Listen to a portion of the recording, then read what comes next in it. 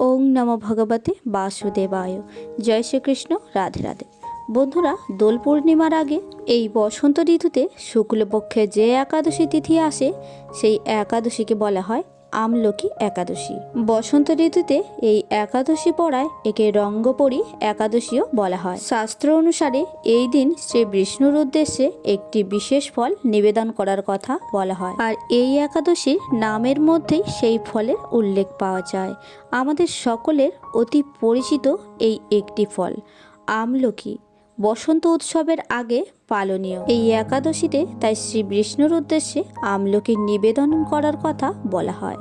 প্রশ্ন হলো, কেনই বা শ্রী হরির উদ্দেশ্যে আমলকি নিবেদন করার কথা বলা হয়েছে? এই আমলকি নিবেদন করলে আসলে কি হয় এবং কিভাবেই এই বিশেষ ফলটিকে শ্রীহরির কাছে নিবেদন করতে হয়, এবং সর্বোপরি এই বছর 1431 বঙ্গাব্দ 2025 এই আমলকি একাদশী ব্রত কবে এবং কখন পড়েছে তা আজ এই ভিডিওর মাধ্যমে আলোচনা করব। আশা করি দর্শক বন্ধুরা এই ভিডিওটি আপনাকে সমৃদ্ধ করবে, তাই ভিডিওটি শেষ পর্যন্ত মনোযোগ সহকারে দেখুন। ভারতীয় দর্শনশাস্ত্র এবং বিভিন্ন দেবদেবীর পূজা অর্চনা পদ্ধতি এই চ্যানেলের মূল আলোচনার বিষয়বস্তু। বন্ধুরা, বিষ্ণু পুরাণ অনুসারে ভগবান শ্রীবিষ্ণুর নাভি ও মূল থেকে জন্ম হয়েছিল প্রজাপতি ব্রহ্মা। বিষ্ণুলোকে জানার জন্য ঘোর তপস্যা করেছিলেন ব্রহ্মা। তার তপস্যায় সন্তুষ্ট হয়ে শ্রী বিষ্ণু প্রকট হন। নারায়ণকে দেখে ব্রহ্মার চোখ থেকে আনন্দ অশ্রু ঝরে পড়ে। ব্রহ্মা তার চোখের জল সামলে রাখতে পারেনি। নারায়ণের পায়ে তার চোখের জল পড়েছিল, আর সেখান থেকেই তৈরি হয় এই গোল সবুজ ফল, যাকে আমরা আমলকি নামে জানি। নারায়ণ তখন বলেছিলেন, আজ থেকে এই ফল আর এই গাছ আমার খুবই প্রিয় হবে। ভক্তি ভরে আজকের দিনে যদি কেউ আমাকে আমলকি নিবেদন করে বা আমলকি গাছকে পুজোর মধ্যে দিয়ে আমার আরাধনা করে, তাহলে তার সমস্ত পাপ বিনষ্ট হবে, জীবনে আসবে শুভযোগ। বন্ধুরা, এই কারণে এই আমলকি একাদশীর দিন শ্রী বিষ্ণুর উদ্দেশ্যে আমলকি নিবেদন করতে বলা হয়, এবং আমলকি গাছের তলায় শ্রী বিষ্ণুর পূজা করার কথাও বলা হয়। বৈজ্ঞানিক দিক থেকেও এর যথেষ্ট গুরুত্ব আছে।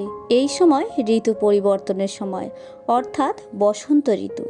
এই সময়কালে আমাদের রোগ ভোগের প্রকোপ বৃদ্ধি পায়, তাই শরীর সুস্থ রাখতে প্রকৃতি থেকে প্রাপ্ত এই সময় সবথেকে উপকারী আমলকি খাওয়ার পরামর্শ দেওয়া হয়, কারণ আমলকির মধ্যে রয়েছে প্রচুর পরিমাণ ভিটামিন সি এবং অ্যান্টি অক্সিডেন্ট, যা আমাদের শরীরকে সুস্থ ও সবল রাখে এবং সমস্ত প্রকার ক্ষতিকারক ভাইরাসের প্রকোপ থেকে আমাদেরকে রক্ষা করে। এই কারণে এই আমলকি একাদশী ব্রত পালনের মধ্য দিয়ে আমলকি ফলটি শ্রী বিষ্ণুর চরণে উৎসর্গের দ্বারা আমরা এই ভোগের প্রসাদ গ্রহণ করে নিজেদেরকে সুস্থ এবং সবল রাখতে পারি। পাশাপাশি ভগবানের এই প্রিয় ফল তার প্রতি উৎসর্গের দ্বারা আমরা নিজেদের সমস্ত মনোবাঞ্ছা পূর্ণ করতে সক্ষম হতে পারি। তাই বন্ধুরা, এই আমলকি একাদশীর দিন একটি আমলকি শ্রী বিষ্ণুর চরণে পারলে অবশ্যই নিবেদন করুন। যদি আমলকি একাদশীর ব্রত পালন রাখতে পারেন তো খুবই ভালো।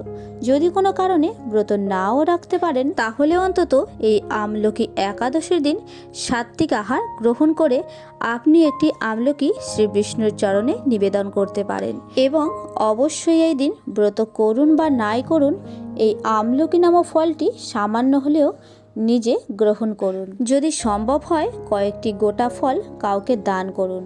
আমলকির মোরব্বা অথবা আমলকির তৈরি কোনো খাবার প্রস্তুত করে সকলের মধ্যে তা বিতরণ করুন। দেখবে এতে ভগবান শ্রীবিষ্ণু অত্যন্ত প্রসন্ন হবেন।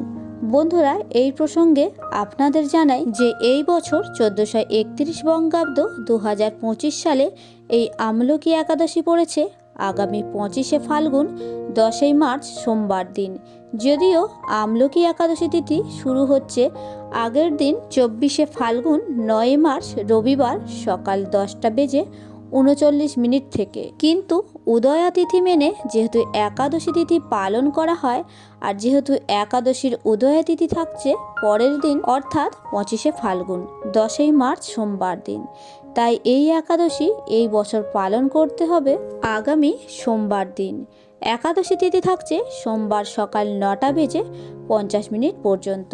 যারা একাদশীর ব্রত পালন করতে পারবেন, শ্রী বিষ্ণুর উদ্দেশ্যে আমলকি নিবেদন করতে চান, তারা সোমবার সকাল 9:50 পূর্বেই সম্পন্ন করবেন। একাদশী যারা ব্রত রাখছেন, যারা উপবাস করছেন, তাদের উপবাস ভঙ্গের ক্রিয়াটি অর্থাৎ পারণ ক্রিয়াদি সম্পন্ন করা প্রয়োজন পরের দিন 26শে ফাল্গুন 11ই মার্চ মঙ্গলবার সকাল 9:30 মধ্যে।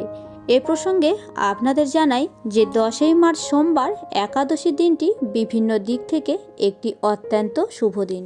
এই দিন দেবতাগণ নৌকা চালান। নৌকাযাত্রা, নামকরণ, গ্রহ পূজা, শান্তি শ্রবায়ন, বৃক্ষাদির ওপর ধান্যচ্ছেদন, ধান্য স্থাপন, কারখানার বাহন ক্রয় বিক্রয়, বাণিজ্য ও কম্পিউটার নির্মাণ, চালন প্রকৃতির সমস্ত শুভ কাজের জন্য এটি একটি অত্যন্ত আদর্শ দিন। তাই যদি কোনো শুভ কাজ সংক্রান্ত শুরু করতে চান, তাহলে এই দিন তা পারলে সম্পন্ন করুন। এইবার আপনাদের সামনে ব্যক্ত করব কিভাবে আপনি এই আমলকি একাদশীর ব্রতটি পালন করবেন।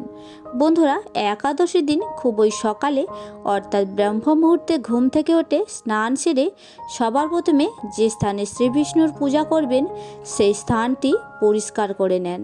তারপরে শ্রী বিষ্ণুর পূজা করুন। একটি গোটা আমলকি এবং একটি ঘিয়ের প্রদীপ শ্রী বিষ্ণুর চরণে নিবেদন করুন। এরপর বাড়ির আশেপাশে যদি কোথাও আমলকি গাছ থাকে, সেখানে শ্রী বিষ্ণুর একটি ছবি অবশ্যই এই দিনে বসানো প্রয়োজন এবং সেই স্থানে শ্রী বিষ্ণুর পূজা করাও প্রয়োজন। আমলকি গাছের তলায় হলুদ কাপড় বিছিয়ে নারায়ণের ছবি রাখতে হয়। এরপর ধূপ, ফুল, চন্দন এবং নৈবেদ্য সাজিয়ে, যার মধ্যে অবশ্যই একটি আমলকি থাকবে, এই সমস্ত কিছু দিয়ে পূজা করতে হয়। পূজা শেষ হলে গাছতলায় একটি ঘিয়ের প্রদীপ জ্বালিয়ে আসতে হয়।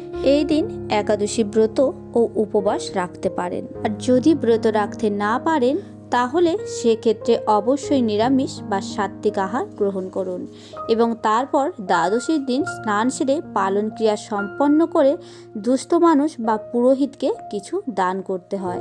এইভাবে প্রথা মেনে পালন করা হয় আমলকি একাদশী।